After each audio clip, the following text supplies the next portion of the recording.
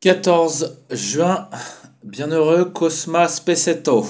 Alors, c'est un prêtre italien qui a été assassiné au Salvador. Alors, bon, le pays du Salvador, j'ai regardé un petit peu, je connaissais pas du tout. C'est hyper intéressant. Donc, il a été assassiné en 1980 par la police du régime. Donc 1923-1980. C'était un catholique franciscain. Les franciscains, c'est les meilleurs. Non, mais désolé pour les autres. Non, mais si. Non, il y avait des franciscains, ouais. Bon, voilà. Et en fait, du coup, je me suis penché un peu sur l'histoire du Salvador.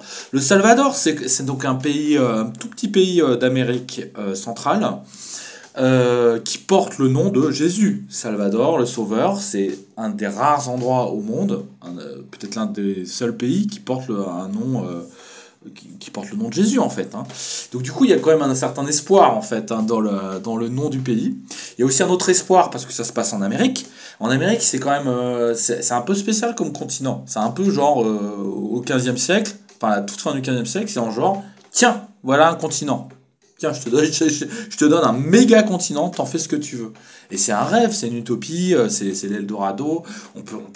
C'est comme une page blanche. Et qu'est-ce qu'on écrit dessus? Bah, on écrit des saloperies en fait. Voilà, c'est grosso modo, là, ça commence tout de suite par des massacres d'indigènes, par des spoliations, par des pillages, par cette espèce d'esprit mauvais d'accaparement. Et franchement, j'ai regardé l'histoire du Salvador et ça fait pitié quoi. Ça fait pitié comme la plupart de ces pays. Ces pays-là, quoi. C'est-à-dire que ça, c'est tout de suite, il y a cette espèce d'appétit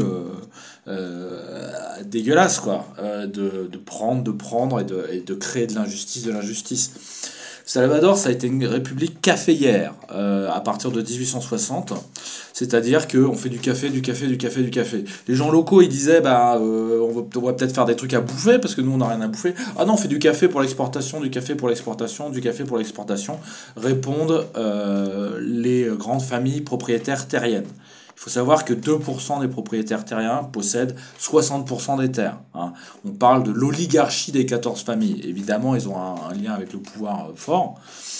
Il y a énormément de paysans qui ont moins d'un hectare pour vivre.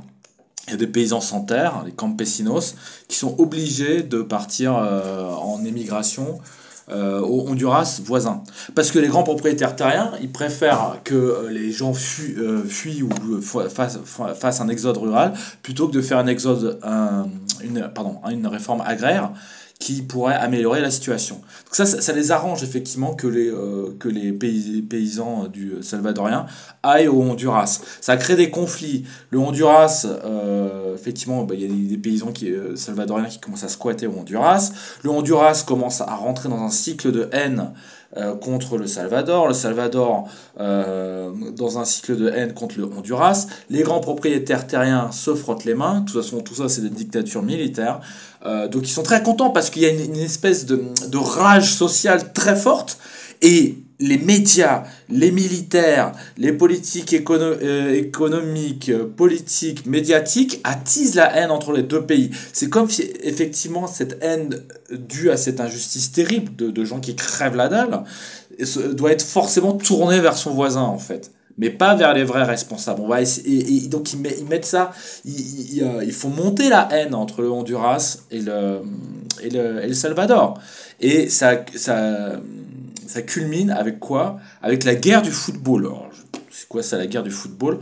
En 1969, en juin 1969, il y a des rencontres de football pour la Coupe du Monde entre Honduras et Salvador, et ça se passe très mal parce que chacun, quand l'équipe hondurienne arrive au Salvador, les gars ils les empêchent de dormir, ils font un bordel, c'est une atmosphère de violence, de haine, il y a des morts, etc. Ça devient une sorte de guerre à travers le football en fait. Pareil, jusqu'à ce qu'il y ait des émeutes, des femmes violées, des hommes molestés, une atmosphère de violence, de haine absolument dingue qui débouche sur une guerre. Qui débouche sur une guerre. de manière incroyable, à partir de rencontres de football. Alors moi, je veux bien, ouais, le football, c'est super, c'est magnifique, c'est... Oui, le football, c'est comme une guerre symbolique, en fait. C'est ça, c'est-à-dire qu'il y a entre deux villes ou deux États qui, plutôt que de se foutre sur la gueule à grands coups de fusil, décident de le faire de manière symbolique, en fait, hein, de manière symbolique, de manière rituelle, à travers un jeu comme ça. Donc c'est une guerre symbolique, mais le truc, l'important, c'est que c'est symbolique. Mais des fois, la guerre, la partie guerre prend le dessus.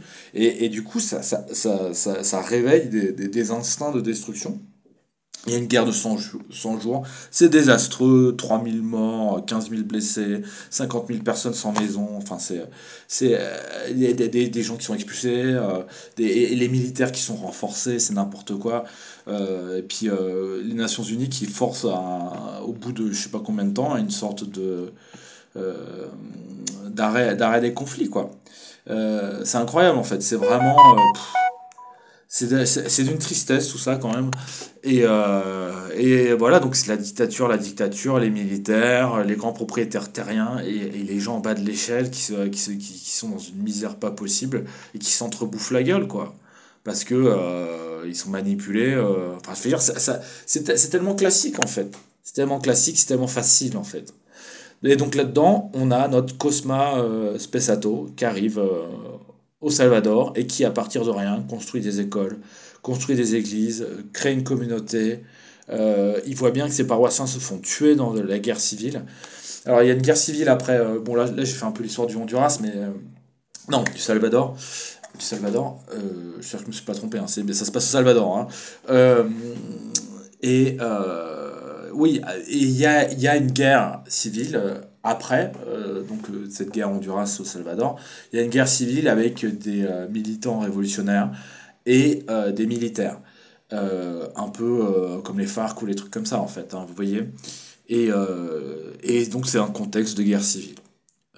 Dans un contexte de pauvreté complètement dingue, 1,8 lits pour 1000 habitants, 40% des enfants qui sont pas scolarisés. Et au milieu de ça, on a notre religieux qui essaye de faire ce qu'il peut, sans prendre parti, évidemment, parce que prendre parti, c'est comme une déclaration de guerre pour l'autre camp. Il prend pas parti, il appelle à la paix.